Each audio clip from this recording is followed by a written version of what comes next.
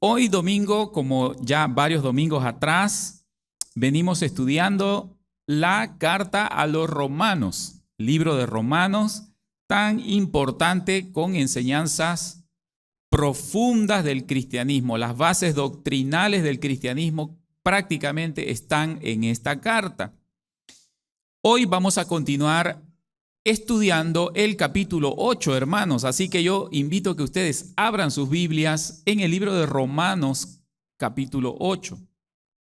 Vamos a leer desde el versículo 12 hasta el 17. Dice de esta manera: así que, hermanos, deudores somos, no a la carne, para que vivamos conforme a la carne. Porque si vivís conforme a la carne, moriréis. Mas si por el Espíritu hacéis morir las obras de la carne, entonces viviréis. Porque todos los que son guiados por el Espíritu de Dios, estos son hijos de Dios. Pues no habéis recibido el espíritu de esclavitud para estar otra vez en temor, sino que habéis recibido el espíritu de adopción, por el cual clamamos, Abba, Padre. El Espíritu mismo da testimonio a nuestro espíritu de que somos hijos de Dios. Y si hijos, también herederos, herederos de Dios y coherederos con Cristo, si es que padecemos juntamente con Él, para que juntamente con Él seamos glorificados. Todos estos pasajes que vamos a leer el día de hoy, hermanos, nos hacen 4 llamados importantes a nuestra vida. 4 llamados importantes. El primero de ellos se encuentra en el versículo 12 y 13 que acabamos de leer. ¿Cuál es ese primer llamado? El primer llamado es vivir en el Espíritu haciendo morir las obras de la carne. Entonces, vamos a volver a leer el versículo 12 y el 13. Dice, así que hermanos, deudores somos, no a la carne, para que vivamos conforme a la carne. Porque si vivís conforme a la carne, moriréis. Mas si por el Espíritu hacéis morir las obras de la carne, viviréis. Dice, deudores somos, ¿verdad? El versículo 12 dice, deudores somos. Tenemos que entender, hermanos, que nuestra deuda en agradecimiento, en lealtad, en compromiso es con Dios. No es una deuda monetaria, no es una deuda económica la que tenemos. Dice, deudores somos. Y muchos de nosotros tal vez nos asustamos cuando se habla de deuda, ¿no? Porque a nadie le gusta tener deuda, a nadie le gusta deber a alguien. Pero la Biblia dice, deudores somos. Hermano, al Señor nosotros no le podemos pagar. Él no necesita de nosotros absolutamente nada. Pero dice, deudores somos. ¿Cuál entonces es nuestra deuda para con Dios? Bueno, lo que acabamos de mencionar, agradecimiento, gratitud, lealtad, amor, compromiso, adoración a Dios. Esa es la deuda que podríamos mencionar y que tenemos con Dios, pero no una deuda con la carne. Pues vivir en la carne, hermano, trajo a nuestra vida esclavitud, destrucción, amargura, fracaso, dolor. O sea, si nosotros pretendiésemos pagar una deuda a Dios en esos términos, fracasaríamos. Por eso la palabra de Dios dice, no hagas votos a la ligera, ¿no? En el Antiguo Testamento se enseñaba eso. No hagas votos a la ligera a Dios. ¿Y qué son los votos? ¿Sabe qué son los votos? Adquirir deudas con Dios. Y actualmente muchas personas lo hacen, ¿no? Cuando se trata, por ejemplo, de peregrinaje, dice, ay Señor, si tú me bendices, el próximo año yo voy a hacer un peregrinaje a la Virgen no sé qué, ¿no? Algo así. O yo voy a hacer esto, voy a involucrarme en alguna obra de servicio. Y empieza a hacer votos que luego se autoobliga a cumplir. En otros lugares incluso es un poco peor. En Semana Santa, hermanos, hay personas que se autoflagelan, se lastiman a sí mismos. Y no sé si han visto en las noticias, en la televisión, cuando es Semana Santa, hay estas cosas. ¿Y qué es eso? Adquirir deudas con Dios, pretender adquirir deudas con Dios. Hermanos, nuestras deudas no consisten en hacer votos. No consiste en decir, Señor, si tú haces esto por mí, entonces yo voy a hacer esto por ti. No, hermanos, el Señor no necesita nada de nosotros.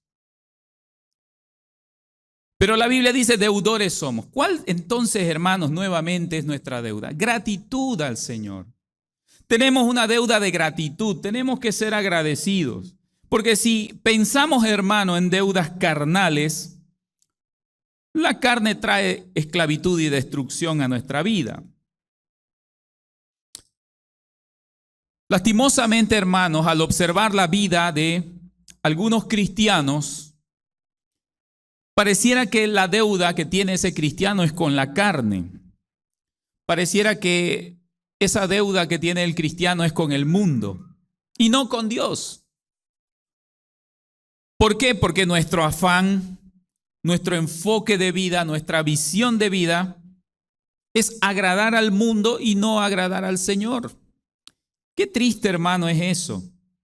Cuando un creyente siente que su deuda es con el mundo. O sea, quiere estar bien con el mundo, quiere estar bien con las cosas que no agradan a Dios, lamentablemente. No nos olvidemos que Santiago, el libro de Santiago, dice que la amistad con el mundo es, ¿qué cosa? Enemistad contra Dios. ¿Usted quiere ser amigo del mundo? Muy bien, entonces usted se vuelve enemigo de Dios.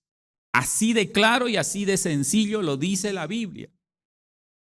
Pero muchos creyentes, hermanos, tristemente están pensando que su deuda es con el mundo y no con Dios. Quieren agradar al mundo y no quieren agradar a Dios. Somos deudores por el amor de Dios que manifestó a través de Cristo. El Padre Celestial dio todo por amor para salvarnos, rescatarnos de la condenación. Entonces, por esa muestra de amor, nosotros debemos una gratitud a Él. ¿Sí? Tenemos que procurar vivir una vida agradable a Él. No es con votos, no es con peregrinajes, con promesas, no.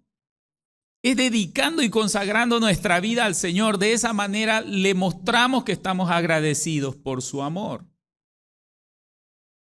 No es por un acto de caridad, no es por un acto de generosidad, no, hermano, es entregándole nuestra vida, nuestro ser íntegro a Él.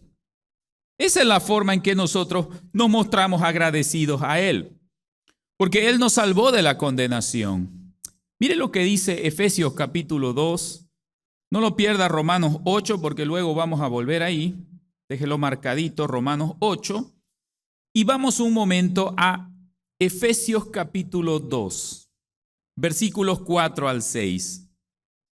Efesios 2, del 4 al 6, dice de esta manera: pero Dios, que es rico en misericordia, por su gran amor con que nos amó, aun estando nosotros, dice, muertos en pecado. Y resalte bien esa frase, hermano.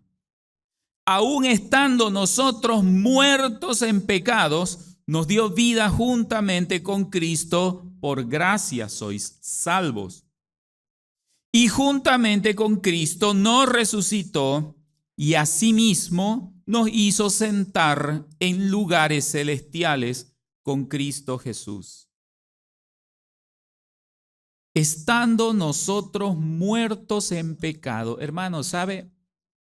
Siempre me ha llamado la atención esa frase, muerto en los pecados. Y siempre comparamos con estas películas de zombies. ¿Han visto las películas de zombies?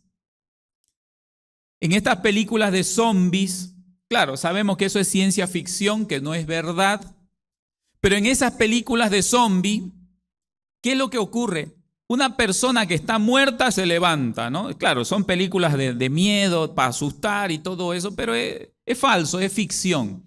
Resulta que el muerto se levanta y empieza a caminar, ¿no? El muerto se levanta y empieza a caminar y empieza a hacer cosas y asustar a la gente. Bueno, es una película.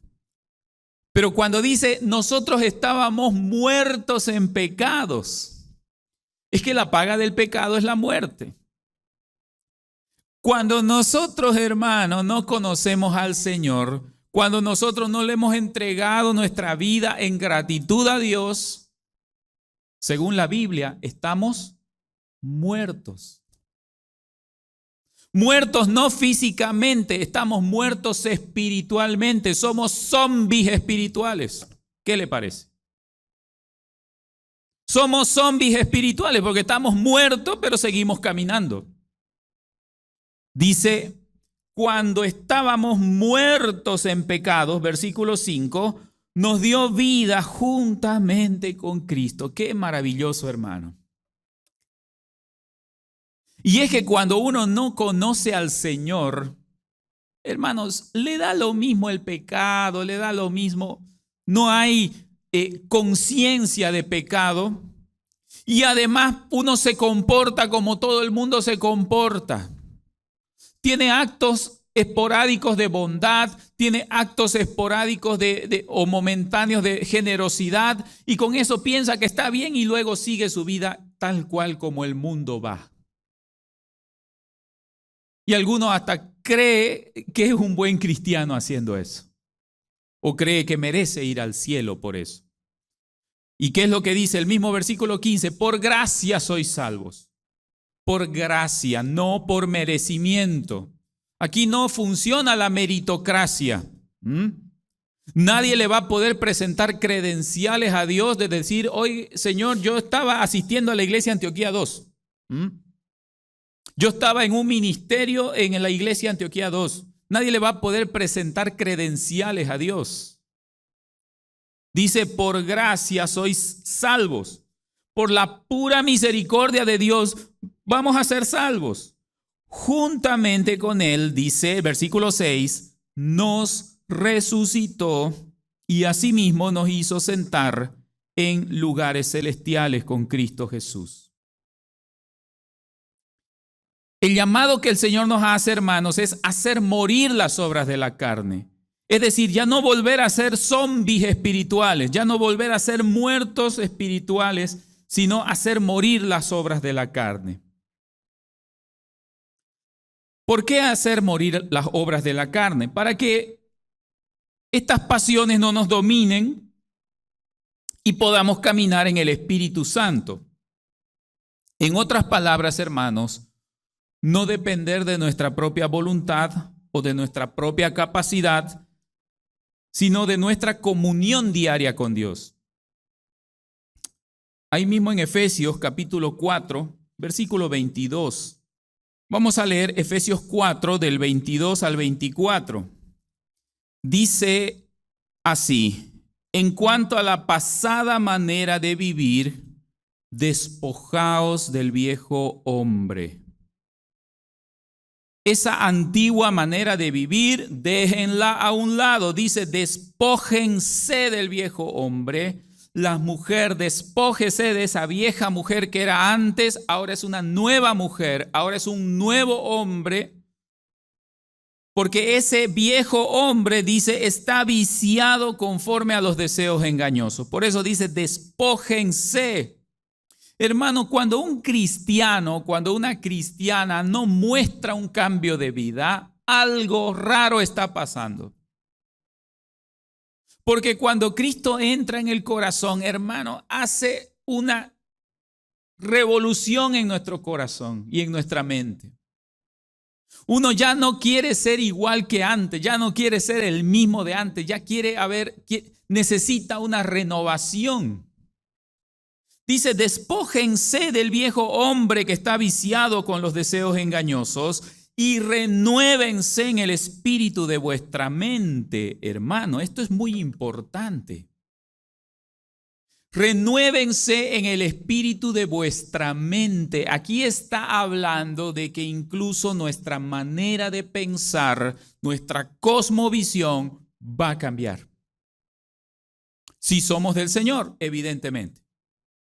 Si somos del Señor, nuestra forma de pensar tiene que ser distinta, tiene que cambiar. Renueven su mente, dice ahí, ¿verdad? De esa manera vamos a hacer morir las obras de la carne. De esa manera vamos a hacer morir las obras de la carne, renovando nuestra forma de pensar. El que antes tomaba, se emborrachaba, ya no tiene que emborracharse porque eso no honra a Dios. Y la Biblia dice textualmente que los borrachos no entrarán en el reino de los cielos. Así lo dice la Biblia, no lo decimos nosotros. Entonces el que es de Cristo empieza a renovar su mente y dice, oye, aunque me gustan los traguitos, como decía un amigo por ahí, aunque me gustan los guarapos, pero esto ya no es para mí. Por amor al Señor, por gratitud al Señor, ya yo me abstengo de esas cosas. ¿Eso qué se llama, hermano? Renovar nuestra mente. Por más que es algo que me gusta, por más que es algo que disfruto, pero es algo que me hace perder la cabeza, porque cuando estoy borracho no tengo noción de lo que estoy haciendo. Puedo ofender, insultar a mi amigo, puedo lastimar a mi esposa, puedo maltratar a mis hijos porque cuando estoy borracho no tengo control de mí. Entonces, aunque es algo que me gusta, no lo voy a hacer porque ya mi mente la gobierna Cristo. Ya yo soy renovado, ya me he despojado del viejo hombre. Pero si decimos que somos cristianos y seguimos obrando igual que antes, hermano, algo anda mal. Algo anda mal. Tenemos que hacer, por lo tanto, como hemos leído en Romanos, hacer morir las obras de la carne. Y dice el versículo 24, y vístanse de un nuevo hombre, creado según Dios en la justicia y santidad de la verdad. Nuevamente, hermanos, si seguimos siendo igual que antes, ¿dónde está Cristo en mi vida? No he hecho morir las obras de la carne. Si yo antes era flojo para trabajar, siendo cristiano no puede ser que yo siga siendo flojo para trabajar. Si antes yo era engañador, era mentiroso, y ahora que soy cristiano sigo siendo mentiroso, hermano, algo anda mal. ¿Dónde está la obra milagrosa de Cristo en mi vida? Por eso Efesios dice ahí, renueven su mente. Renueven su forma de pensar. Ya no puede dejarse el creyente, hermano, dejarse arrastrar por su manera antigua de pensar. Entonces, primer llamado, vivir en el Espíritu haciendo morir las obras de la carne. Un segundo llamado, recordar nuestra identidad como hijos de Dios. Vamos a volver a Romanos capítulo 8. Romanos capítulo 8, versículos 14 al 17. Escuche bien esto. Dice el versículo 14, porque todos los que son guiados por el Espíritu de Dios, estos son hijos de Dios. Los que son guiados por el Espíritu de Dios, estos son hijos de Dios. Hermano, marque ese versículo en su Biblia. ¿Sabe por qué yo le recomiendo que lo marque ese versículo en su Biblia? Porque hay muchas personas, mucha gente que dice esto. Todos somos hijos de Dios. ¿Ah? Todos somos hijos de Dios. No. En una ocasión, y les comento esta anécdota, hermanos, sale en la televisión cuando fue la primer marcha gay acá en Santa Cruz. La marcha gay de los homosexuales, usted sabe, ¿no? Fue una revolución eso, porque nunca antes se había dado una situación así en nuestra ciudad. Le estoy hablando de hace unos 15 años atrás posiblemente. Se juntaron un grupo de homosexuales vestidos de mujer y todo eso, travestis y demás, y empezaron a desfilar por el centro de la ciudad. La gente escandalizada, pero algunas personas en el desfile aplaudiendo que sí, qué orgullo, ¿no? Los homosexuales, la marcha gay. Y estaban las cámaras de televisión haciendo la cobertura de esa marcha. Y en una de esas le hablan a uno de los que estaba desfilando, a un homosexual. Estaba todo vestido de mujer y todo eso. Y se le acercan las cámaras de televisión, la reportera, y le dice, no, ¿cómo se siente? ¿Qué le ha parecido el recibimiento de la gente y demás? Y esta persona dijo algo muy llamativo. Yo no sé por qué nos juzgan, decía, ¿no? Nosotros somos personas también, tenemos derechos, iguales derechos y demás, ¿no? Y dijo algo muy interesante delante de las cámaras. Yo no sé por qué nos juzgan si todos somos hijos de Dios. Tan ahí, ¿no? O sea, golpea eso, ¿no? Yo no sé por qué nos juzgan si todos somos hijos de Dios. Pero esta persona que lo decía era un hombre que decía ser mujer, vestido de mujer. Dice, pero todos somos hijos de Dios. Y lo dijo delante de la televisión y que todo el mundo lo vea. Muy orgulloso.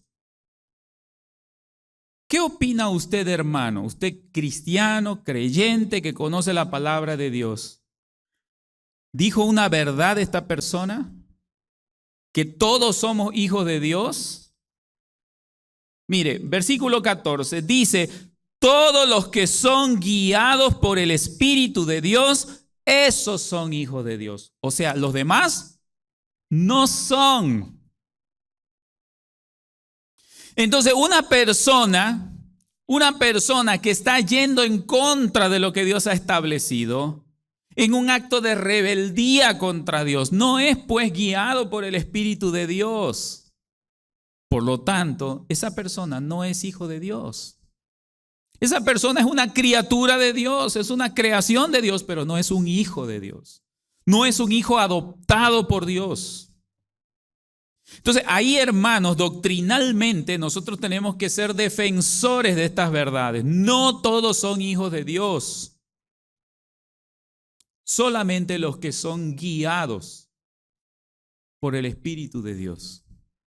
Dice, versículo 15, pues no habéis recibido el espíritu de esclavitud para estar otra vez en temor, sino que habéis recibido el espíritu de adopción. Escuche, eso es muy importante.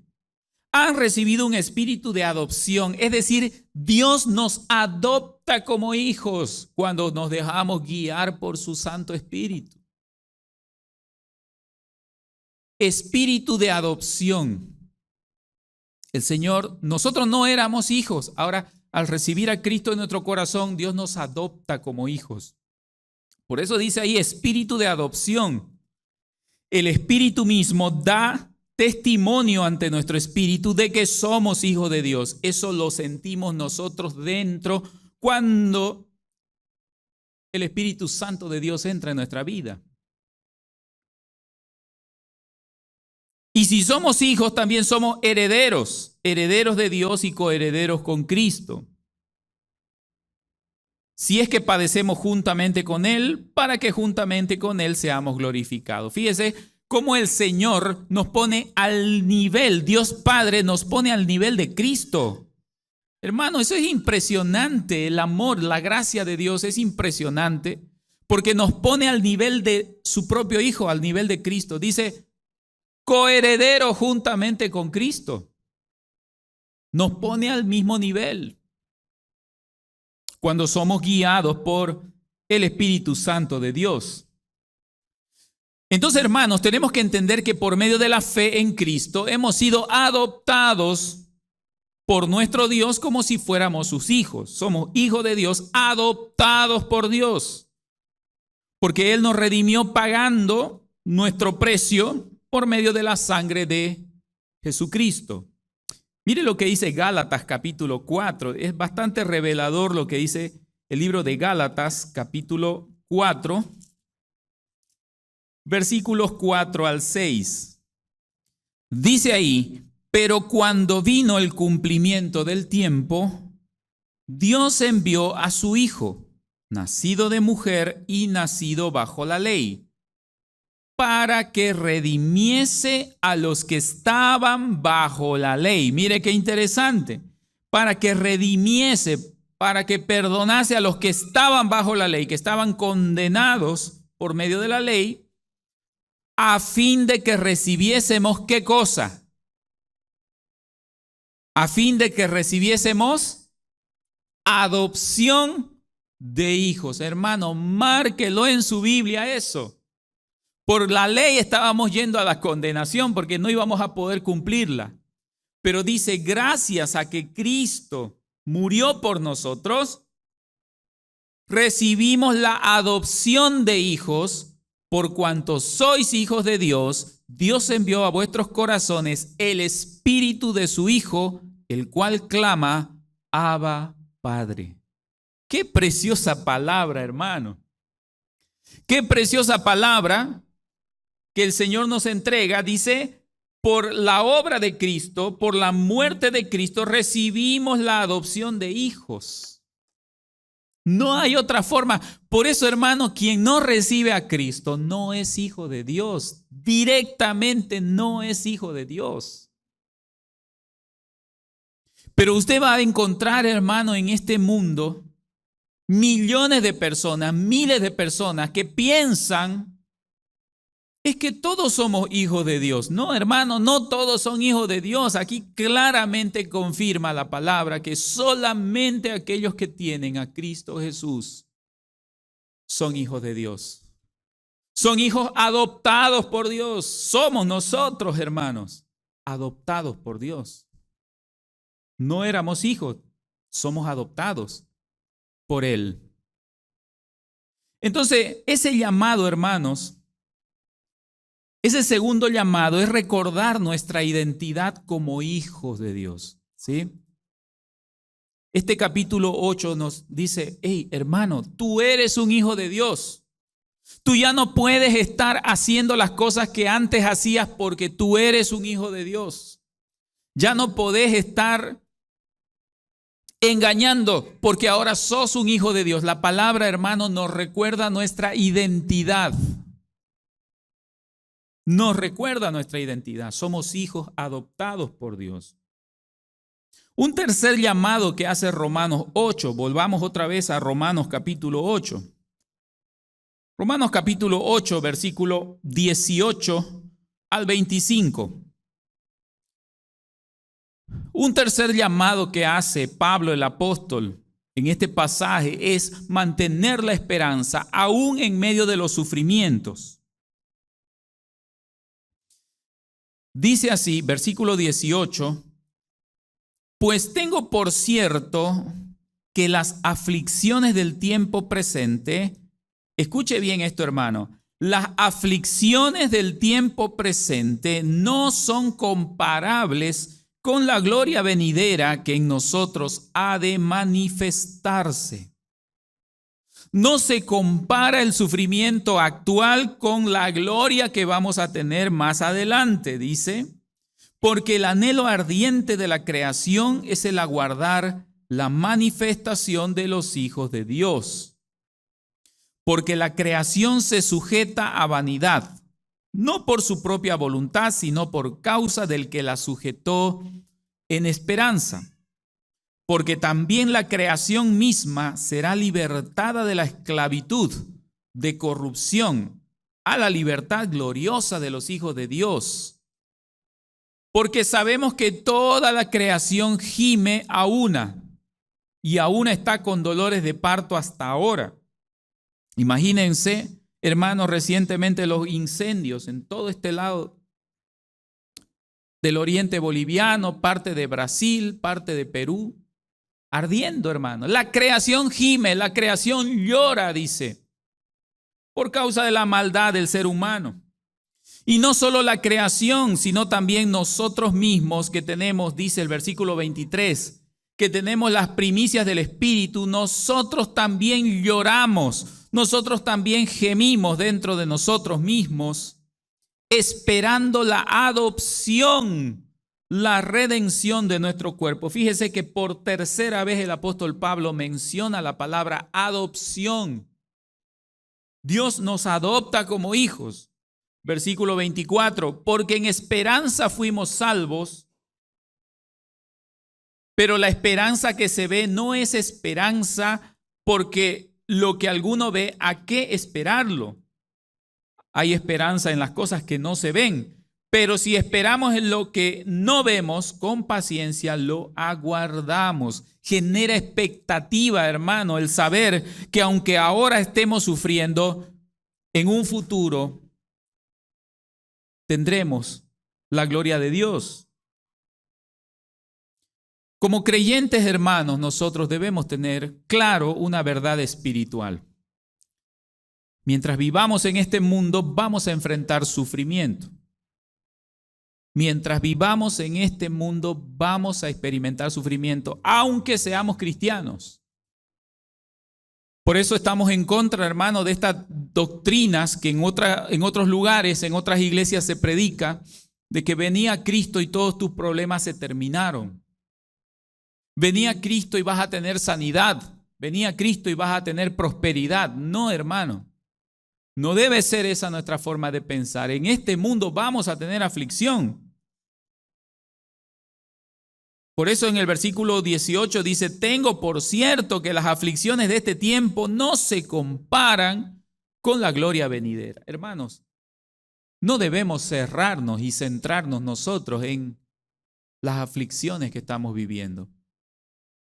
Sin duda, hermano, ver a un cristiano sufriendo dolores, sufriendo enfermedades, sufriendo angustias, problemas, no debe sorprendernos. Ya Jesús nos anticipó algo, hermano. Mire lo que dice Juan 16:33. Estas cosas os he hablado para que en mí tengáis paz. En el mundo tendréis aflicción, pero confiad, yo he vencido al mundo. Mire, Jesús está diciendo muy claramente, en el mundo tendréis ¿qué cosa? Aflicción. En el mundo vas a tener problemas, aunque seas cristiano, aunque seas hijo adoptado de Dios, vas a tener problemas, vas a tener aflicciones. Pero, ¿cuál es la ventaja del cristiano? Su esperanza está en Dios. Su esperanza está en Dios. Esa es la ventaja que tenemos nosotros. Confiamos en que Dios está haciendo su voluntad en nosotros. Y aunque no nos solucione el problema, hermano, confiamos en que su voluntad es perfecta. Hay personas, hermanos, buenos cristianos, que están padeciendo terribles enfermedades. Buenos cristianos, buenos creyentes, están padeciendo enfermedades terribles. Y uno dice, ¿cómo es posible? Si es un buen cristiano, si es una buena cristiana, ¿por qué está sufriendo? Y claro, lo vemos con ojos humanos, no lo vemos con ojos como lo mira Dios, desde el punto de vista de Dios.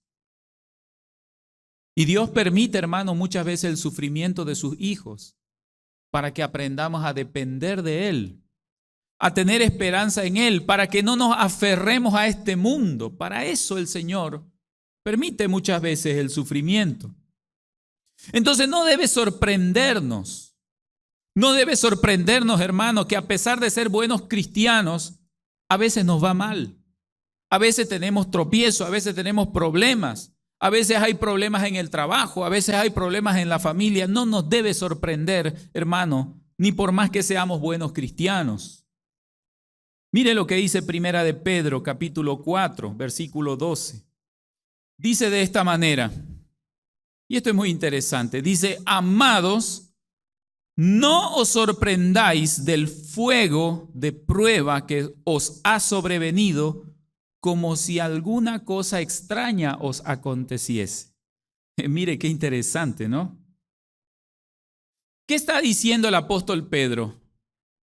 Hermano, no te sorprendas que tengas problemas, no te sorprendas como si algo extraño te estuviera pasando, no te sorprendas, dice, ¿verdad? Y sabe usted que el que escribe estas palabras fue crucificado igual que Jesús. Al apóstol Pedro lo mataron crucificándolo boca abajo, invertido. De una manera muy cruel lo mataron al apóstol Pedro. Entonces, pero él mismo que escribe esta carta dice, no se sorprendan por las pruebas, por los problemas, por las circunstancias que están pasando como si algo raro estuviera pasando. No, hermano, es que el diablo pues nunca está contento cuando hay un buen cristiano. El diablo nunca está contento cuando hay un buen cristiano. Dice, ay, mira, un buen cristiano. Empieza a molestar, empieza a fregar, empieza a provocar malas situaciones. Problemas van a haber, hermano, para los creyentes. Pero mantenemos la esperanza, hermano, nosotros los creyentes, a pesar del sufrimiento. ¿Por qué? Porque las cosas que nos pasan en este mundo no se comparan con la gloria que viene más adelante. Volvamos a Romanos 8. Volvamos a Romanos 8, versículo 18. Por eso el apóstol Pablo en el versículo 18 dice, tengo por cierto que las aflicciones de este tiempo presente no se comparan con la gloria venidera que en nosotros ha de manifestarse. O sea, esto que estamos pasando mal no es eterno. No es eternamente que vamos a estar sufriendo este problema. Y a lo mejor, hermano, algunos de ustedes, algunos de nosotros, estamos pasando problemas graves. Quizás problemas de enfermedad, quizás problemas de deudas, quizás problemas de malos entendidos familiares, de malos entendidos laborales con tu colega de trabajo, con tu amigo, o cualquier otro tipo de problema. Dice, estos problemas del tiempo presente, estas aflicciones del tiempo presente, no se comparan con la gloria venidera. Hermanos, mantengamos la esperanza en el Señor. Dice un refrán muy famoso, no hay mal que dure 100 años, ni cuerpo que lo resista. No hay mal que dure 100 años, hermanos. Las cosas malas que a lo mejor nos están pasando no son para siempre. Mantengamos nuestra mirada en el Señor. Eso es lo que está diciendo el apóstol Pablo, ¿no? Estos problemas que estamos teniendo ahora no se comparan con la gloria venidera. Esa debe ser nuestra esperanza, hermano. Y el que está enfermo, a lo mejor con una enfermedad grave, pues su esperanza es la gloria de Dios. Bueno, si yo estoy grave, si estoy enfermo, o a lo mejor pronto voy a dejar este mundo, pues me espera mi Señor. Me espera mi Señor. Esa, hermanos, es la esperanza de los creyentes. Por eso cuando muere un creyente, hermano, el llanto no es eterno. Porque por un lado sentimos la partida de un cristiano, de una cristiana, pero por otro lado hay gozo porque esa persona está yendo a la presencia de nuestro Señor. Mantengamos la esperanza en medio de las aflicciones. Y finalmente, hermanos, debemos confiar en la victoria que tenemos en Cristo. Ahí en Romanos 8, versículo 31. Dice, ¿qué pues diremos a esto? Si Dios es por nosotros, ¿quién contra nosotros? El que no escatimó a su propio Hijo, sino que lo entregó por todos nosotros, ¿cómo no nos dará también con Él todas las cosas? ¿Quién acusará a los escogidos de Dios? Dios es el que justifica. ¿Quién es el que condenará? Cristo es el que murió, más aún el que también resucitó, el que además está a la diestra de Dios y el que también intercede por nosotros. Ahí está, hermano. ¿Quién es el que intercede? Cristo. No hay otro que interceda por nosotros. ¿Quién nos separará del amor de Dios? Dice, tribulación, angustia, problemas, persecución, hambre, desnudez, peligro, espada. Como está escrito, por causa de ti somos muertos todo el tiempo. Somos contados como ovejas de matadero. Antes, en todas estas cosas, somos más que vencedores por medio de aquel que nos amó. Ese versículo 37, márquelo en su Biblia, hermano. Dice, somos más que vencedores por medio de aquel que nos amó. El creyente, hermano, no puede ser que viva en derrota permanentemente. El creyente debe confiar en la victoria que tenemos en Cristo. Dice, somos más que vencedores por medio de aquel que nos amó. Dios es el que nos sostiene, hermanos. Aunque alguna persona nos quiera ver caído, pues Dios es el que nos sostiene. Dice, versículo 31, ¿qué pues diremos a esto? Si Dios es por nosotros, ¿quién contra nosotros? Si Dios pelea por nosotros, ¿quién contra nosotros? Nadie, pues. Y ese, hermanos, es el llamado. Debemos confiar en la victoria del Señor, no en nuestra propia victoria. Cuando un estudiante inicia sus estudios, vamos a suponer un jovencito, una señorita que entra a la universidad.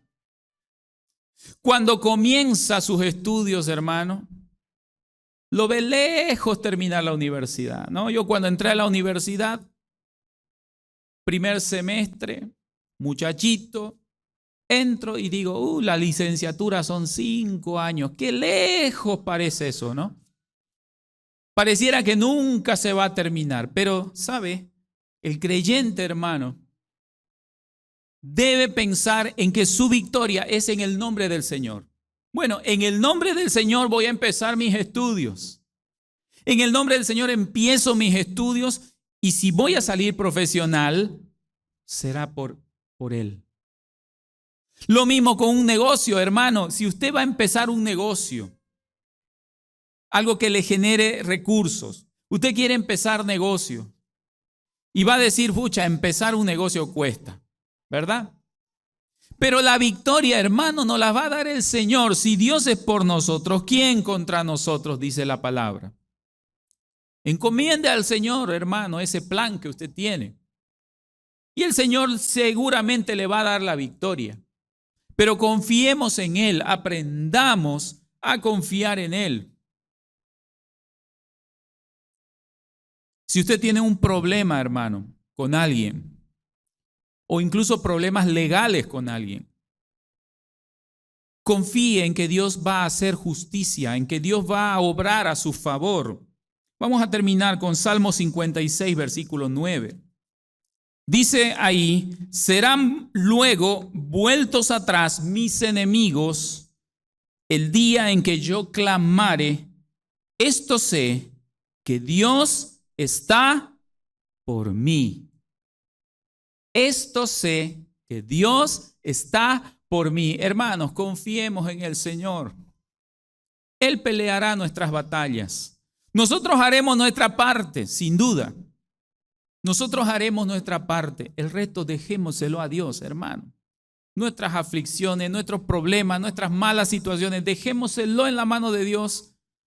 Esto sé, dice el salmista, que Dios está por mí. Vamos a orar, por favor. Oremos. Bendito Dios, gracias por tu palabra. Gracias, Señor, por permitirnos meditar en ella. Gracias, Señor, porque nos haces un llamado a vivir en el Espíritu y no en la carne. Nos haces un llamado, Señor, a vivir en la esperanza y no en la pesadumbre, en la tristeza y en la aflicción. Todos los días, Señor, tenemos problemas, tenemos aflicciones, mas confiamos en tu palabra y en tus promesas, Señor, de que tú peleas por nosotros nuestras batallas. Permítenos, Señor, ser valientes, esforzados, hacer nuestra parte, Señor, y el resto lo encomendamos a ti, Señor. En tu sabiduría, en tu voluntad, sea todo hecho en nuestra vida, Señor. Gracias por tu mensaje del día de hoy. Aumentanos la fe, Señor, y permite que siempre confiemos en tu poder y en tu amor. Te lo pedimos en el nombre de Cristo Jesús. Amén.